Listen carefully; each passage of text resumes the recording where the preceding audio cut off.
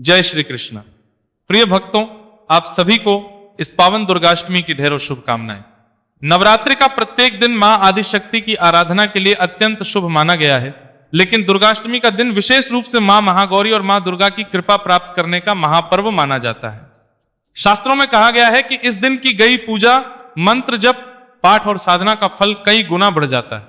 लेकिन क्या आप जानते हैं कि दुर्गाष्टमी के दिन श्रीमद् भगवद गीता के 11वें अध्याय विश्वरूप दर्शन योग का पाठ करना भी अत्यंत शुभ और कल्याणकारी माना जाता है। यह वही दिव्य अध्याय है जिसमें भगवान श्री कृष्ण अर्जुन को अपना विराट विश्वरूप दिखाते हैं।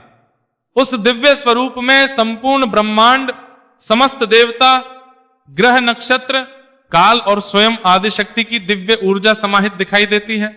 मां दुर्गा स्वयं परम शक्ति का स्वरूप है और भगवान श्री कृष्ण का विराट रूप समस्त शक्तियों का आधार है। इसलिए दुर्गाष्टमी के दिन इस अध्याय का श्रद्धा पूर्वक पाठ करने से भक्त के भीतर साहस, आत्मबल, श्रद्धा और ईश्वर के प्रति अटूट विश्वास जागृत होता है। धार्मिक मान्यता है कि इस दिन गीता के 11वें अध्याय का पाठ करने से भय, नकारात्मकता, मानसिक अशांति और जीवन की अनेक बाधाएं दूर होने लगती हैं। साधक को आध्यात्मिक उन्नति, आत्मविश्वास और ईश्वर की शरण का अनुभव प्राप्त होता है। यदि आप इस पावन पाठ को श्रद्धा, विश्वास और एकाग्र मन से सुनेंगे या करेंगे तो मां भगवती और भगवान श्री कृष्ण की संयुक्त कृपा आपके जीवन में सुख, शांति, सद्बुद्धि और मंगल का संचार करे। इसी मंगल कामना के साथ आइए पूर्ण श्रद्धा और भक्ति के साथ प्रारंभ करते हैं श्रीमद् भगवद गीता का दिव्य 11वां अध्याय विश्वरूप दर्शन योग। अर्जुन द्वारा विश्वरूप के दर्शन के लिए श्री भगवान से प्रार्थना। अर्जुन श्री कृष्ण से कहते हैं कि हे श्री कृष्ण, आपने मुझना पर एक विशेष कृपा की है। आपने मुझे परम गोपनीय आध्यात्मिक विषय ज्ञान दिया है। वेदों और उपनिषदों का पूरा ज्ञान निचोड़कर उसका राज्य अपने मुझे बताया। इसलिए हे मेरा सारा अज्ञान और मोह नष्ट हो गया है। हे कमल नायन, मैंने आपसे समस्त सृष्टि की उत्पत्ति तथा प्रलय और आपकी अविनाशी महिमा का भी वर्णन विस्तार से सुना है। हे परमेश्वर, आपके द्वारा वर्णित जैसा आपका वास्तविक रूप है मैं वैसा ही देख रहा हूं। किंतु हे पुरुषोत्तम, मैं आपके ऐश्वर्य युक्त रूप का प्रत्यक्ष दर्शन करना चाहता हूं। हे प्रभु, यदि आप मानते हैं कि मैं आपके उस रूप को देखने में समर्थ हूं तो हे योगेश्वर, आप कृपा करके मुझे अपने उस अविनाशी विश्व रूप में दर्शन दीजिए। श्री भगवान ने कहा, हे पार्थ, अब तू मेरे सैकड़ों, हजारों, अनेक प्रकार के अलौकिक रूपों को और अनेक प्रकार के रंगों वाली आकृतियों को भी देख। हे भरत श्रेष्ठ अर्जुन, तू मुझ में अदिति के 12 पुत्रों को, 8 वसुओं को, 11 रुद्रों को, दोनों अश्विनी को, उन 400 मरुतागणों को देख और इसके पहले कभी किसी के द्वारा ना देखे हुए उन अनेकों आश्चर्यजनक रूपों को भी देख। हे अर्जुन, तू मेरे शरीर में एक स्थान में चर अचर सृष्टि सहित संपूर्ण ब्रह्मांड को देख और अन्य कुछ भी तू देखना चाहता है तो उन्हें भी देख। किंतु हे अर्जुन, तू अपनी इन आंखों की दृष्टि से मेरे इस रूप को देखने में निश्चित रूप से समर्थ नहीं है। इसलिए मैं तुझे अलौकिक दृष्टि देता हूं जिससे तू मेरी इस ईश्वरीय योग शक्ति को देख सकेगा। भक्तों, ये सारा आंखों देखा हाल संजय धृतराष्ट्र को सुना रहे हैं। संजय को भी दिव्य दृष्टि प्राप्त हुई थी ताकि वो कुरुक्षेत्र में हो रहे युद्ध का वर्णन दे सके। संजय धृतराष्ट्र से कहते हैं कि हे राजन, इस प्रकार कहकर परम शक्तिशाली योगी भगवान श्री कृष्ण ने अर्जुन को अपना परम ऐश्वर्य युक्त अलौकिक विश्व रूप दिखलाया। संजय कहते हैं, इस विश्व रूप में अनेकों मोह, अनेकों आंखें, अनेकों आश्चर्यजनक दिव्य आभूषणों से युक्त, अनेकों दिव्य शस्त्रों को उठाए हुए दिव्य मालाएं, वस्त्र को धारण किए हुए, दिव्य गंध का अनुलेपन किए हुए, सभी प्रकार के आश्चर्यपूर्ण प्रकाश से युक्त, असीम और सभी दिशाओं में मुख किए हुए सर्वव्यापी परमेश्वर को अर्जुन ने देखा। संजय धृतराष्ट्र को बताते हैं कि जैसे ही श्री कृष्ण का विराट रूप सामने आया तो ऐसा हुआ कि जैसे कि आकाश 1000 सूर्य एक साथ उदय हो गए हों। भक्तों, 1000 सूर्य जब एक साथ उदय हो तो सोचिए कितना प्रकाश होगा। इतना ही प्रकाश उस समय अर्जुन के सामने था। संजय कहते हैं कि पांडुपुत्र अर्जुन ने उस समय अनेक प्रकार से अलग अलग संपूर्ण ब्रह्मांड के सभी देवताओं को भगवान श्री कृष्ण के उस शरीर में एक स्थान में स्थित देखा। तब आश्चर्यचकित हर्ष से अर्जुन ने भगवान को सिर झुकाकर प्रणाम करके और हाथ जोड़कर प्रार्थना करते हुए बोला। अर्जुन ने कहा, हे भगवान श्री कृष्ण, मैं आपके शरीर में समस्त देवताओं को तथा अनेकों विशेष प्राणियों को एक साथ देख रहा हूं और कमल के आसन पर स्थित ब्रह्मा जी को, शिव जी को, समस्त ऋषियों को और दिव्य सर्पों को भी देख रहा हूं। हे विश्वेश्वर, मैं आपके शरीर में अनेकों हाथ, पेट, मुख और आंखें तथा चारों ओर से असंख्य रूपों देख रहा हूं। हे विश्वरूप, ना तो मैं आपका अंत, ना मध्य और ना आदि को ही देख पा रहा हूं। मैं आपको चारों ओर से मुकुट पहने हुए, गधा धारण किए हुए और चक्र सहित अपार तेज से प्रकाशित देख रहा हूं और आपके रूप को सभी ओर से अग्नि के समान जलता हुआ, सूर्य के समान चकाचौंध करने वाले प्रकाश को कठिनता से देख पा रहा हूं। हे भगवान, आप ही जानने योग्य पर ब्रह्म परमात्मा है, आप ही इसके परम आधार हैं। आप ही अविनाशी सनातन धर्म के पालक हैं और मेरी समझ से आप ही अविनाशी सनातन पुरुष हैं। आप अनादि हैं, अनंत हैं और मध्य रहित हैं। आपकी महिमा अनंत है, आपकी असंख्य भुजाएं हैं, चंद्र और सूर्य आपकी आंखें हैं। मैं आपके मुख से जलती हुई अग्नि के निकलने वाले तेज के कारण इस संसार को तपते हुए देख रहा हूं। हे महापुरुष, संपूर्ण आकाश से लेकर पृथ्वी तक के बीच केवल आप ही अकेले सभी दिशाओं में व्याप्त हैं और आपके इस भयंकर आश्चर्यजनक रूप को देखकर तीनों लोक भयभीत हो रहे हैं। अर्जुन आगे कह रहे हैं, हे परमपिता परमेश्वर, सभी देवों के समूह आप में प्रवेश कर रहे हैं। उनमें से कुछ भयभीत होकर हाथ जोड़कर आपका गुणगान कर रहे हैं। महर्षि गण और सिद्धों के समूह कल्याण हो इस प्रकार कहकर उत्तम वैदिक मंत्रों द्वारा आपकी स्तुति कर रहे हैं। भक्तों, कालांतर में शिव 11 रुद्रों के रूप में प्रकट हुए थे और इनका काम था देवताओं की रक्षा करना। इसी तरह से आदित्य और वसु भी देवता थे। अर्जुन जो श्री कृष्ण का विराट रूप देख रहा है, अर्जुन भगवान से कहते हैं कि हे प्रभु, ये 11 रुद्र, 12 आदित्य तथा 8 वसु और इनके अलावा सब साध्य गण, संपूर्ण विश्व के देवता, दोनों अश्विनी कुमार तथा समस्त मृतगण और पितरों का समूह, इतना ही नहीं बल्कि सभी गणधर्व, सभी यक्ष, समस्त राक्षस और सिद्धों के समूह, वह सभी आश्चर्यचकित होकर आपको देख रहे हैं।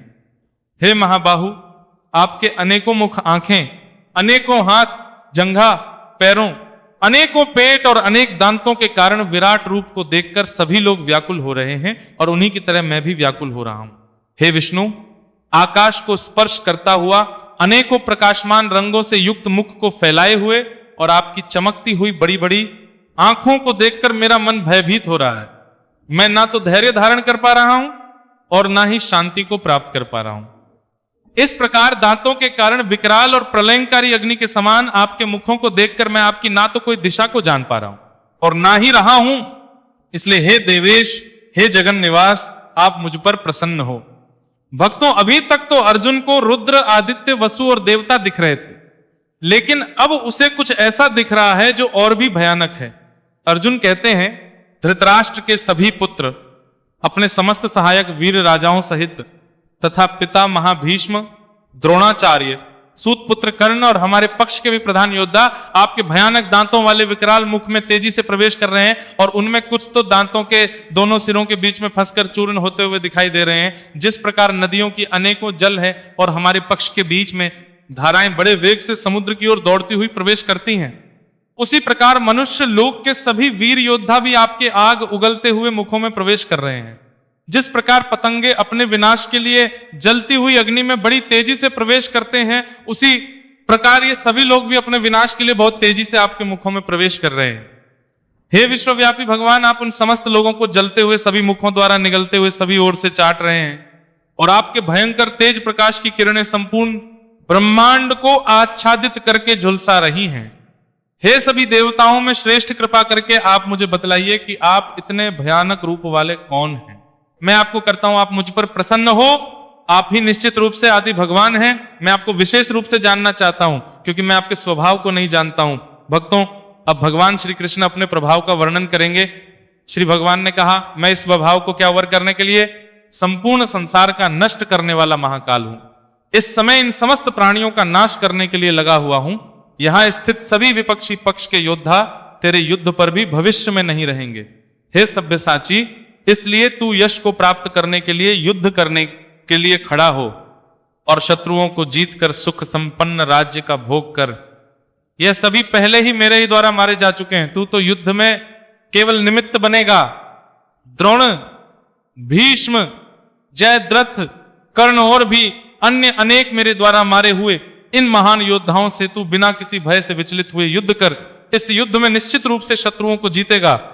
संजय धृतराष्ट्र से कहते हैं कि भगवान के इन वचनों को सुनकर अर्जुन ने हाथ जोड़कर बारंबार नमस्कार किया और फिर अत्यंत भय से कांपता हुआ प्रणाम करके अवरुद्ध स्वर से भगवान श्री कृष्ण से बोला।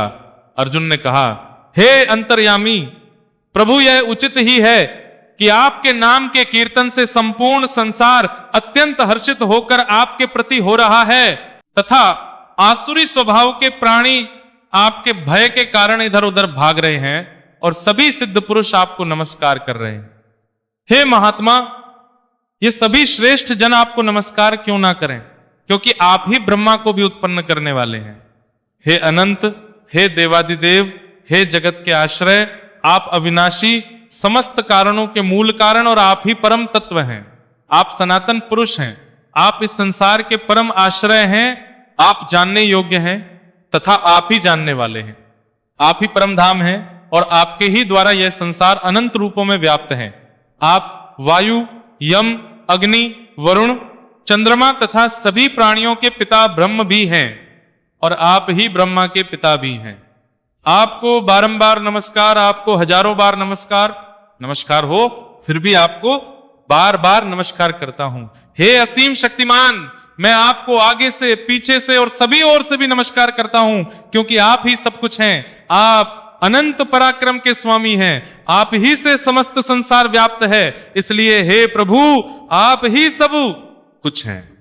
भक्तों, अब अर्जुन को याद आ रहा है कि वो कैसे कृष्ण को अपना मित्र मान उनके साथ अटखेली किया करता था। वो कहता है कि उनके इस प्रभाव को वो नहीं जानता था। इसमें उसकी कोई गलती नहीं है कि उसने कृष्ण को हे कृष्ण, हे यादव, हे सखा कहा। अर्जुन कहता है कि ये सब उसने बिना सोचे समझे हठपूर्वक कहा है।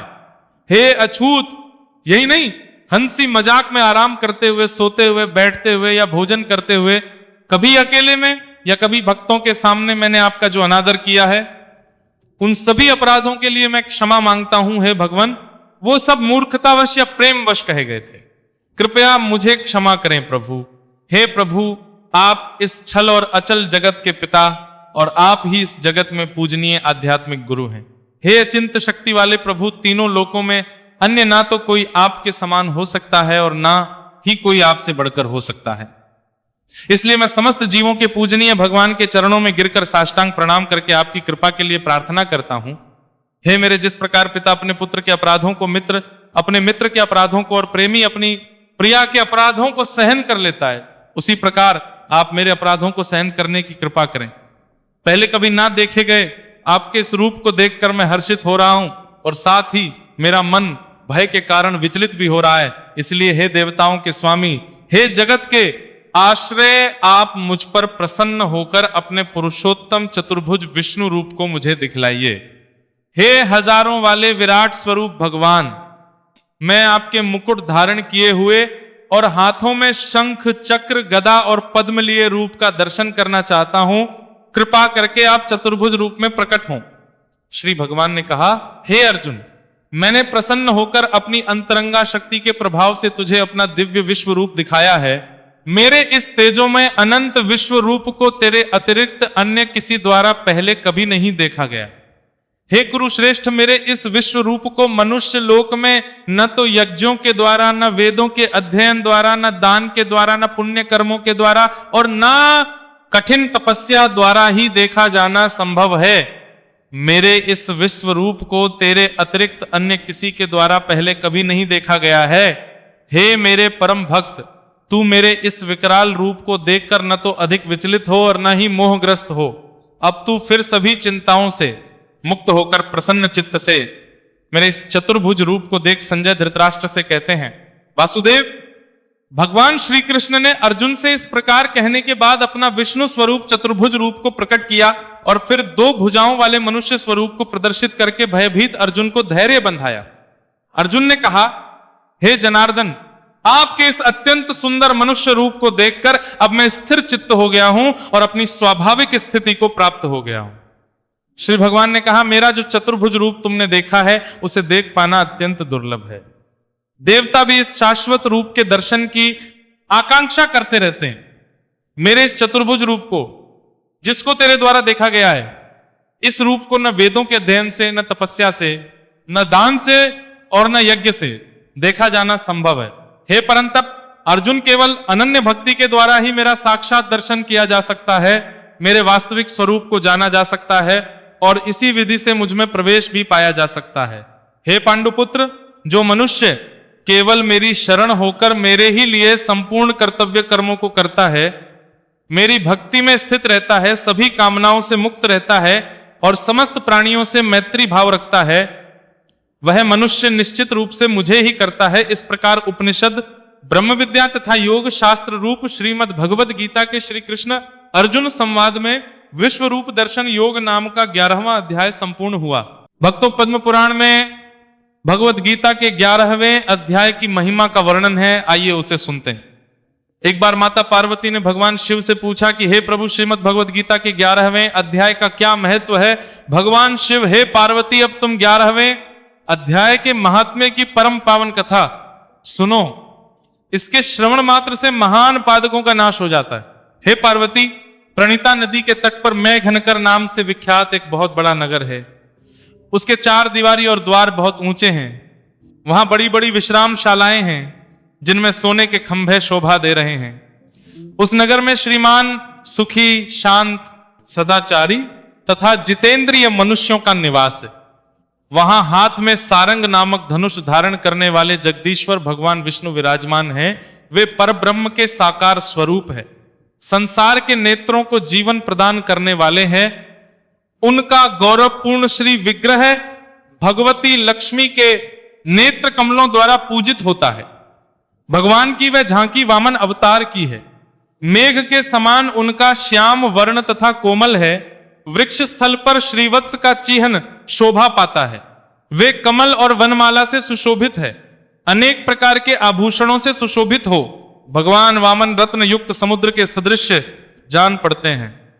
पीतांबर से उनके श्याम विग्रह की क्रांति ऐसी प्रतीत होती है मानो चमकती हुई बिजली से घिरा हुआ स्निग्ध मेघ शोभा पा रहा हो। उन भगवान वामन का दर्शन करके जीव जन्म संसार के बंधन से मुक्त हो जाता है। उस नगर में मेखिला नामक महान तीर्थ है जिसमें स्नान करके मनुष्य शाश्वत वैकुंठ धाम को प्राप्त होता है। वहां जगत के स्वामी करुणा सागर भगवान त्रिसिंह का दर्शन करने से मनुष्य के 7 जन्मों के किए हुए घोर पाप से छुटकारा पा जाता है। जो मनुष्य मेखला में गणेश जी का दर्शन करता है वह सदा दुष्ट विघ्नों से पार हो जाता है। उसी मेघना नगर में कोई श्रेष्ठ ब्राह्मण थे जो ब्रह्मचर्य, प्रायण, ममता और अहंकार से रहित वेद शास्त्रों में प्रवीण, जितेंद्रिय तथा भगवान वासुदेव के शरणागत थे। उनका नाम सुनंद था। विशारंग धनुष धारण करने वाले भगवान के पास गीता के 11वें अध्याय विश्व रूप दर्शन योग का पाठ किया करते थे। उस अध्याय के प्रभाव से उन्हें ब्रह्म ज्ञान की प्राप्ति हो गई थी। परमानंद से पूर्ण उत्तम ज्ञानमयी समाधि के द्वारा इंद्रियों के अंतर्मुख हो जाने के कारण वे निश्चल स्थिति को प्राप्त हो गए थे और सदा जीवन मुक्त योगी की स्थिति में रहते थे। एक समय जब बृहस्पति सिंह राशि पर स्थित थे, महायोगी सुनंद ने गोदावरी तीर्थ की यात्रा आरंभ की। विक्रमशः ब्रज तीर्थ, तारा तीर्थ, कपिला संगम, अष्ट तीर्थ, कपिला द्वार, नृतसिंह हवन, अंबिकापुरी तथा क्रस्थानपुर आदि क्षेत्रों में स्नान और दर्शन करते हुए विवाद मंडप नामक नगर में आए। वहां उन्होंने प्रत्येक घर में जाकर अपने ठहरने के लिए स्थान मांगा, परंतु कहीं भी उन्हें स्थान नहीं मिला। अंत में गांव के मुखिया ने उन्हें बहुत बड़ी धर्मशाला दिखा दी। ब्राह्मण ने साथियों सहित उसके भीतर जाकर रात में निवास किया। सवेरा होने पर उन्होंने को तो धर्मशाला के बाहर पाया, किंतु उनके और साथी नहीं दिखाई दिए। वे उन्हें खोजने के लिए चले। इतने में ही गांव के मुखिया से उनकी भेंट हो गई। ग्रामपाल ने कहा, मुनिश्रेष्ठ, तुम सब प्रकार से दीर्घायु जान पड़ते हो। सौभाग्यशाली तथा पुण्यवान पुरुषों में तुम सबसे पवित्र हो। तुम्हारे भीतर कोई लोकोत्तर प्रभाव विद्यमान है, परंतु तुम्हारे साथी कहां गए, कैसे इससे बाहर हुए, इसका पता लगाओ। मैं तुम्हारे सामने इतना ही कहता हूं कि तुम्हारे जैसा तपस्वी मुझे दूसरा कोई दिखाई नहीं देता। विप्रवर, तुम्हें किस महामंत्र का ज्ञान है, किस विद्या का आश्रय लेते हो तथा किस देवता की दया से तुम्हें अलौकिक शक्ति प्राप्त हो गई है। भगवान कृपा करके इस गांव में रहो, मैं तुम्हारी सब प्रकार से सेवा करूंगा। यह कहकर ने मुनीश्वर सुनंद को अपने गांव में ठहरा लिया। वह दिन रात बड़ी भक्ति से उसकी सेवा टहल करने लगा। जब 7-8 दिन बीत गए तब एक दिन प्रातः काल आकर वह बहुत दुखी होकर महात्मा के सामने रोने लगा और बोला, हाय, आज रात में राक्षस ने मुझ भाग्यहीन को बेटे को चबा लिया है। मेरा पुत्र बड़ा ही गुणवान और भक्तिमान था। ग्रामपाल के इस प्रकार कहने पर योगी सुनंद ने पूछा, कहां है वो राक्षस और किस प्रकार उसने तुम्हारे पुत्र का भक्षण किया है? मुखिया बोला, ब्राह्मण, इस नगर में एक बड़ा भयंकर नरभक्षी राक्षस रहता है। वह प्रतिदिन आकर इस नगर में मनुष्यों को खा लिया करता था। तब एक दिन समस्त नगरवासियों ने मिलकर उससे प्रार्थना की, राक्षस, तुम हम सब लोगों की रक्षा करो, हम तुम्हारे लिए भोजन की व्यवस्था किए देते हैं। यहां जो पथिक रात में आकर नींद लेंगे उनको खा जाना। इस प्रकार नागरिक मनुष्यों ने गांव के मुखिया द्वारा इस धर्मशाला में भेजे हुए पथिकों को ही राक्षस का आहार निश्चित किया। अपने प्राणों की रक्षा करने के लिए उन्हें ऐसा करना पड़ा। आप भी अन्य राहगीरों के साथ इस घर में आकर सोए थे, किंतु राक्षस ने उन सबको तो खा लिया, केवल तुम्हें छोड़ दिया है। हे देवी ज्योतम, तुम में ऐसा क्या प्रभाव है? इस बात को तुम ही हो। इस समय मेरे पुत्र का एक मित्र आया था, किंतु मैं उसे पहचान ना सका। वह मेरे पुत्र को बहुत ही प्रिय था, किंतु अन्य राहगीरों के साथ उसे भी मैंने उसी धर्मशाला में भेज दिया। मेरे पुत्र ने जब सुना कि मेरा मित्र भी उसमें प्रवेश कर गया है, तब वो उसे वहां से ले आने के लिए गया, परंतु राक्षस ने उसे भी खा लिया। आज सवेरे मैंने बहुत दुखी होकर उस पिशाच से पूछा, ओ दुष्टात्मक, तूने रात में मेरे पुत्र को भी खा लिया। तेरे पेट में पड़ा हुआ मेरा पुत्र जिससे जीवित हो सके, ऐसा कोई उपाय यदि हो तो बता। राक्षस ने कहा, मुखिया, धर्मशाला के भीतर घुसे हुए तुम्हारे पुत्र को ना जानने के कारण मैंने भक्षण किया है। अन्य पथिकों के साथ तुम्हारा पुत्र भी अनजाने में ही मेरा ग्रास बन गया है। वह मेरे उदर में जिस प्रकार जीवित और रक्षित रह सकता है, वह उपाय विधाता नहीं कर दिया है। जो ब्राह्मण सदा गीता के 11वें अध्याय का पाठ करता हो, उसके प्रभाव से मेरी मुक्ति होगी और मरे हुओं को पुनः जीवन प्राप्त होगा। यहां कोई ब्राह्मण रहते हैं जिनको मैंने एक दिन धर्मशाला से बाहर कर दिया था। वे निरंतर गीता के 11वें अध्याय का जप किया करते हैं। इस अध्याय के मंत्र से 7 बार अभिमंत्रित करके यदि वे मेरे ऊपर जल का छींटा दे तो निसंदेह मेरा श्राप से धार हो जाएगा। इस प्रकार उस राक्षस का संदेश पाकर मैं तुम्हारे निकट आया हूं। मुखिया बोला, ब्राह्मण, पहले इस गांव में कोई किसान ब्राह्मण रहता था। एक दिन वो अग्नि के खेत की क्यारियों की रक्षा करने में लगा था। वहां से थोड़ी ही दूर पर एक बहुत बड़ा गिद्ध किसी राही को मारकर खा रहा था। उसी समय एक तपस्वी कहीं से आ निकले जो उस राही के लिए दूर से ही दया दिखाते आ रहे थे। गिद्ध राही को खाकर आकाश में उड़ गया। तब उस तपस्वी ने उस किसान से कहा, ओ दुष्ट हलवा है, तुझे धिक्कार है, तू बड़ा ही कठोर और निर्दयी है। दूसरे की रक्षा से मुंह मोड़कर केवल पेट पालने के धंधे में लगा है। तेरा जीवन नष्ट प्राय है। अरे शक्ति होते हुए भी जो चोर, दाड़ वाले जीव, सर्प, शत्रु, अग्नि, विष, जल, गीध, राक्षस, भूत तथा बेताल आदि के द्वारा घायल हुए मनुष्यों की उपेक्षा करता है, वह उनके वध का फल पाता है। जो होकर भी चोर आदि के चंगुल में फंसे हुए ब्राह्मण को छुड़ाने की चेष्टा नहीं करता, वह घोर नरक में पड़ता है और पुनः भेड़िए की योनि में जन्म लेता है। जो वन में मारे जाते हुए तथा गिद्ध और व्याघ्र की दृष्टि में पड़े हुए जीव की रक्षा के लिए छोड़ो छोड़ो की पुकार करता है, वह परम गति को प्राप्त होता है। जो मनुष्य गौओं की रक्षा के लिए व्याघ्र, भील तथा दुष्ट राजाओं के हाथ से मारे जाते हैं, वे भगवान विष्णु के परम पद को प्राप्त होते हैं, जो योगियों के लिए भी दुर्लभ है। सहस्त्र अश्वमेध और 100 वाजपेय यज्ञ मिलकर शरणागत रक्षा की 16वीं कला के बराबर भी नहीं हो सकते। दीन तथा भयभीत जीव की उपेक्षा करने से पुण्यवान पुरुष भी समय आने पर कुंभी पाकम नामक नरक में पकाया जाता है। तूने दुष्ट गिद्ध के द्वारा खाए जाते हुए राही को देखकर उसे बचाने में समर्थ होते हुए भी जो उसकी रक्षा की, इससे तू निर्दयी जान पड़ता है, अतः तू राक्षस हो जा। हलवाहा बोला, महात्मन, मैं यहां उपस्थित अवश्य था, किंतु मेरे नेत्र बहुत देर से खेत की रक्षा में लगे थे, अतः पास होने पर भी गिद्ध के द्वारा मारे जाते हुए इस मनुष्य को मैं नहीं जान सका। अतः मुझे दीन पर आपको अनुग्रह करना चाहिए। तपस्वी ब्राह्मण ने कहा, जो प्रतिदिन गीता के 11वें अध्याय का जप करता है, उस मनुष्य के द्वारा अभिमंत्रित जल जब तुम्हारे मस्तक पर पड़ेगा, उस समय तुम्हें श्राप से छुटकारा मिल जाएगा। यह कहकर तपस्वी ब्राह्मण चले गए और वह हलवाह राक्षस हो गया। अतः द्विजय श्रेष्ठ, तुम चलो और 11वें अध्याय से तीर्थ के जल को अभिमंत्रित करो। फिर अपने ही हाथ से उस राक्षस के मस्तक पर उसे छिड़क दो। मुखिया की यह सारी प्रार्थना सुनकर ब्राह्मण के हृदय में करुणा भर आई। वो बहुत अच्छा कहकर उसके साथ राक्षस के निकट गए। वे ब्राह्मण योगी थे। उन्होंने विश्व रूप दर्शन योग नामक 11वें अध्याय से जल अभिमंत्रित करके उस राक्षस के मस्तक पर डाला। गीता के 11वें अध्याय के प्रभाव से वह श्राप से मुक्त हो गया। उसने राक्षस देह का परित्याग करके चतुर्भुज रूप धारण कर लिया तथा उसने जिन सहस्त्रों प्राणियों का भक्षण किया था वे भी शंख चक्र और गदा धारण किए हुए चतुर्भुज रूप हो गए। तत्पश्चात वे सभी विमान पर आरूढ़ हुए। इतने में ही मुखिया ने राक्षस से कहा, निशाचर, मेरा पुत्र कौन है, उसे दिखाओ।